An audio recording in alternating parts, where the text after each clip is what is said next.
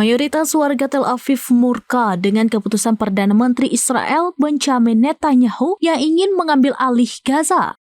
Kemarahan itu dilakukan warga Israel dengan melakukan aksi mogok kerja massal. Ini menjadi bentuk protes terhadap keputusan Kabinet Keamanan Israel yang menyetujui perluasan perang di Gaza. Terutama bagi keluarga Sandera yang murka besar dengan keputusan Netanyahu mengambil alih penuh wilayah Palestina itu. Dikutip dari Tribun News pada Jumat 15 Agustus 2025, keluarga Sandera menilai keputusan Kabinet Keamanan Israel untuk merebut Gaza akan mengancam nyawa 22 tahanan yang tersisa di Gaza. Pasalnya pengambilan Gaza akan memicu eskalasi besar hingga adanya perlawanan dari pejuang Hamas.